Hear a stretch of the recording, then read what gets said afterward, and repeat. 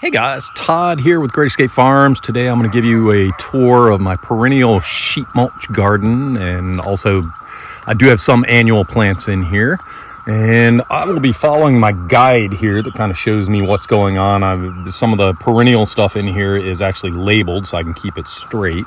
Some of the background noise that you're going to hear, the constant hum in the background, are cicadas, brood X or brood 10. And my dog Murphy over there by the woodpile, who's hunting chipmunk right now, and he barks up a storm when he's hunting. So I'm going to run you on through here, show you some of the plants in here, and show you some of the progress.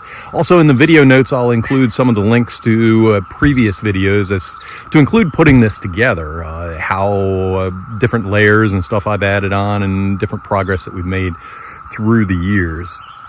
So on this arch right here, actually all the way around, before I had a deer fence around the whole property, I had a deer fence just around this area right here, and I did a 4-foot fence with 4x2 fence, and I did the barbed wire up above it. And just because it's right outside my house, I didn't want to see barbed wire all the time, so I planted grapevines up above to go across, and you'll see that the grapevines are about 3/4 of the way across here in different areas. And then over the arch right here, I have something called a kiba, and it needs to cross-pollinate to actually fruit, and all of them died except for one. Believe it or not, this is only one plant right here. It's just gone crazy in here. I have several arches. I added new ones this year. You'll see quite a few of them around. I actually have a video on the arches, so I'll include that in the show notes, so check out the show notes. By the way, please give us a like. That helps our ratings out a lot, and we would appreciate that. And also consider subscribing to our YouTube channel. So some of the perennial stuff in here, we have chives, we have garlic and onion chives, we have lemon balm back here. Interspersed, we have various different melons and cucumbers that we planted, as well as climbing beans, and those will go up over the trellises here. So every trellis has at least 2 different species, one of cucumber and one of something else that climbs up and goes over, mostly beans. And let's see, over here, the plant that is flowering in yellow down underneath is something called Turkish rocket, and the plants there will give a nice sour taste to a salad. And then we have perennial leeks right here, and these are getting ready to flower, and I probably need to separate these, maybe sell off a few at our plant nursery. Moving on from there, we have sea kale here, and sea kale, I've disturbed the roots, and actually you can see a couple of them over here. Let me see if I can reach over, but you can see little baby plants there, and there's one out there. So if you disturb the roots, they send up suckers all over, and I've been digging the suckers up, and I'm actually selling those in my nursery as well. So sea kale is a wonderful edible plant. So both the tops, the stalks, the flowers, the roots, everything on it is edible. And then in front of me, I have Flying Dragon Trifoliate Orange. And there it is right there. So there's actually dozens to 100 fruit in here, but there's one right there at the tip of my finger.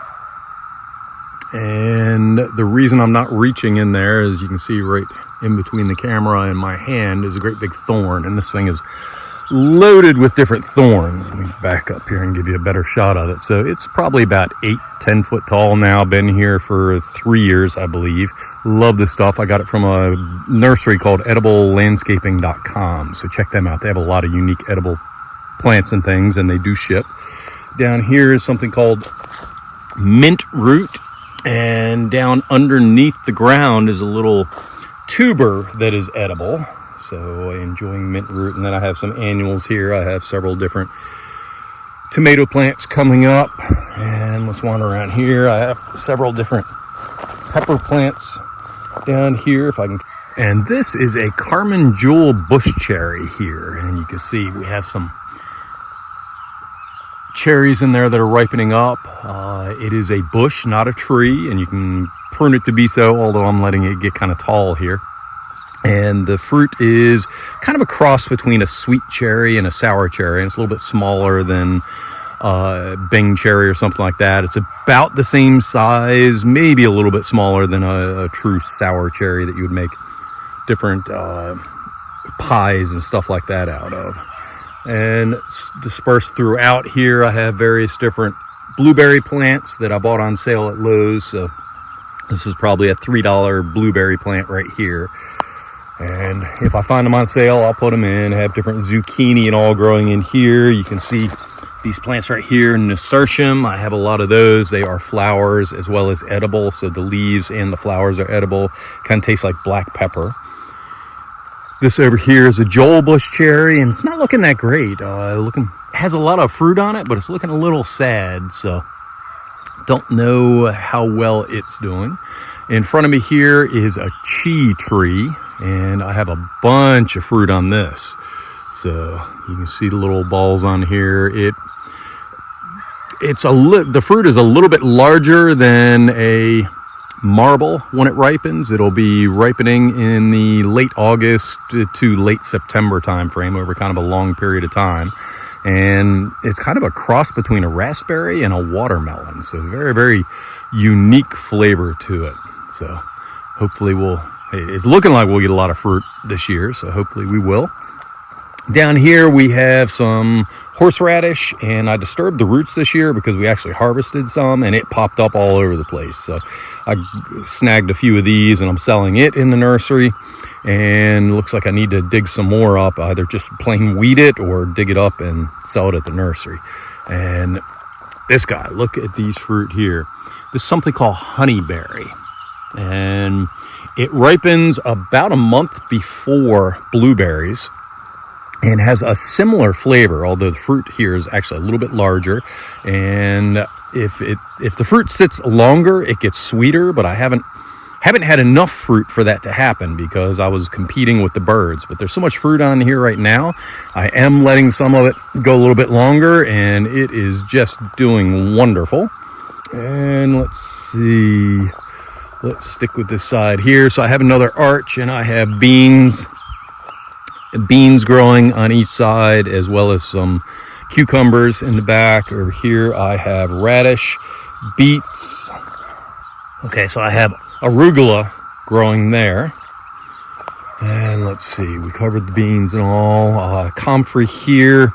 I have a fennel plant back here, and a lot of people eat the fennel bulb. I just like eating the leaves off the top. Wandering around and grabbing one of those and shoving in my mouth. This is an annual called Borage, and these little blue flowers, you pick them off and you put them in a salad, and the flowers taste like cucumbers. Another stray blueberry there, and I actually have some annuals back here under this comfrey. You can see one right here, right there at the tip of my pinky. So I'm going to need to trim out the comfrey here, and the comfrey I use as kind of a living mulch. So I trim it back. You can trim comfrey 4, 5, 6 times a year and use the top part as mulch somewhere.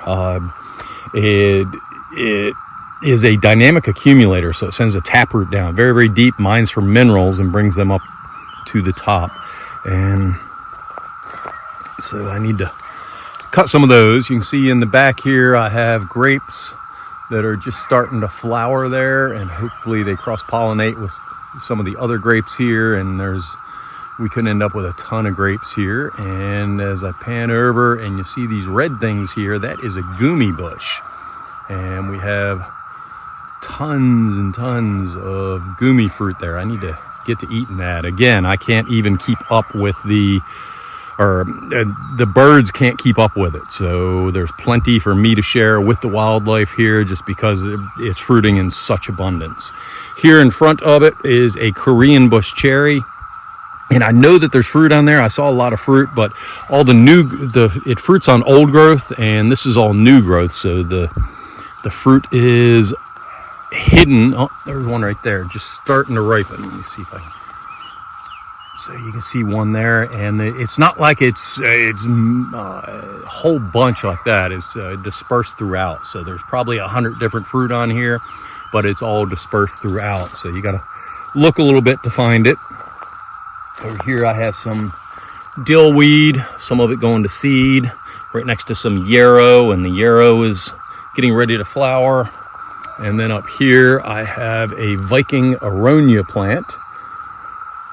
And let's see, down at the bottom, actually we'll see this on the other side, but I have a tomato in there and some cabbage over here, and those things are getting decimated by the slugs that are out at nighttime. And over here I have some more nasturtium, but these are crawling or trailing nasturtium, so I want to get them to run up the trellis, as well as I put a watermelon over here. Never tried growing a watermelon on a trellis before, but I'll give that a try. And then I have some cucumbers over here on this side. Again, stray blueberry back here, some mint, and I need to pull that up. I have a lot of mint that is still in here. Been pulling that out for years now. I made the mistake of letting it go in here and go wild. Again, various different dill. I have some fiddlehead fern, and it was mostly sun when I put the fern in, and it didn't do that great. But now that it's getting some shade, it's actually doing a little bit better here. This plant right here in front of me, this stringy looking thing, that is an asparagus plant. And again, that one I've come out here at nighttime with a flashlight and I find slugs all over eating the leaves off the top. So it kind of gets torn up by the slugs. Another lemon balm down here and another blueberry. And I'm going to have to either trim the sweet scarlet gumi plant or move the blueberry because it's getting almost entirely shade under there. And across this whole back row here we have a bunch of blueberries, and you can see this one is Reka, R-E-K-A, and just lots and lots of berries on that. And I forget what this one is. I alternated. I know this one's Reka, so that one is just another form of high bush, even though it's a little bit lower. So this one will be high bush, and they're actually starting to ripen. I see a couple of chewed up blueberries on there, so I can see that the birds have been working on them. And this is a lime balm here. So I had lemon balm, and this one is lime balm, similar in flavor but a little bit different. And let's see, more blueberries all the way back here. And this was a patch right here of asparagus. And again, you can see grapes around this side just starting to flower. Here's some grapes right here that are flowering. And this is a borage plant. And I showed you borage earlier with the blue flowers. This one has white flowers. This is my first time growing it, and it hasn't flowered yet. So curious if it tastes the same as the blue borage. Okay, moving on. So again, blueberries on the right here. Actually, blueberries on the left as well. I put in a lot of pink lemonade blueberries here. And this is a perennial called Lovage, which you can add to salad greens and stuff like that. This is another squash plant right here. And back here, I have something called lamb's quarters. And strange little spots on it. I'm almost wondering if this isn't from the slugs coming out here at night. So I'll have to check into that. But anyhow, I'm slowly weeding these out. It was a larger area here. I'm weeding these out and I'm feeding them to our chickens. They absolutely love lamb's quarters. So I'm keeping some. I'll let a couple go to seed just so I can get some more going. But it's great chicken fodder. Down there is a hardy banana. So doesn't fruit. It's just ornamental. It's not edible, but I had that in my Pasadena place, and I'm trying to keep it going here. This is zone 6, and I think it's hardy to zone 7, so I don't know if I'll be able to keep that going. This is a tomatillo, and I have a couple other annuals back in here. I can't really remember what is where. Let me run back this way. So over here we have something called Borage, this red plant. So that's red Borage. This is a sumac plant, and I need to cut it out of here because it will get very tall, and it's a perennial. It'll keep coming back. And I have a blueberry plant here, so I'm starting to squeeze that out. And I just planted a grape plant here and another one back there. You can see the pole sticking up. So I'm trying to get grapes growing on this side here. I haven't had good luck with that in the past. These are some radishes. I planted some other things. I don't know if you can see, there's a little dent here and a little dent there in the mulch, and I had stuff planted there and it didn't grow very well. And same over here. These are amaranth, and the slugs are just coming out at night and tearing it up. So gonna have to deal with them. And I have some beets right here. So this is an oregano plant, as is that right there. It's two different types. This one is Greek, and I forget what that one is over there. And let's see, we covered the stuff on the right. I have a squash plant here. Have kale here, and again, kale is getting eaten up by the slugs. I do have some carrots here. Let's see if I can get a close up on that. Some carrots that are making it here, so hopefully we'll get something out of that. That would be a baby lavender plant I put in. Hopefully that'll make it. And there's a regular basil plant. And this is a plant in the mustard family. I forget the exact type. And then I have cilantro here, eggplant there, radishes there. So a lot of annuals over here. This is a thyme plant, and that is a rosemary plant. And I have a Thai basil right here. I have parsley back there. I have cilantro growing here, and I didn't plant it, at least not this year. I believe I had cilantro last year and it reseeded, so there's tons of cilantro there. So I'm gonna let this guy go to seed, and I'll be picking the ones in the back there to go in my salads. I love cilantro in salads. And let's see. This one is a red Malabar spinach. Yeah, red Malabar spinach right here and right here. And once it's feeling a little better, again, it's being attacked by the slugs, but once it's feeling a little better, it'll get up here on this trellis and just take off. Have another cucumber over there. And these are some Jerusalem artichokes, and I have these things growing all over the place. I planted them in here once and they went crazy. I've been trying to remove them, so like these I'll dig up, I'll pull the root up and put it in a pot, and I'll sell them off at the nursery, but they just keep coming back and coming back. So if you ever plant Jerusalem artichoke, make sure that you can control it on exactly where it is and prevent it from going crazy on you. Let's see, this is the other grape that I was telling you about, and everything else in here are just various different annual plants that I've put in. And let's see, one other thing I want to point out, you can see the nasturtium here is flowering. So this one has a red one, and that one has a yellow one, or an orange one. And the flowers, like I say, that's the one that I was talking about that was peppery, and it has kind of a variegated leaf to it. So very, very wonderful plants there. Love those in my salad. So let's get one last look. I'll pan around.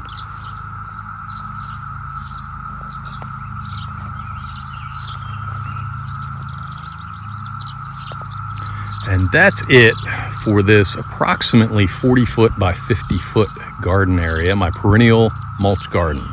Again, please consider subscribing to our YouTube channel, following us on our Odyssey channel, and check out greatescapefarms.com. Thank you very much, and have a great day.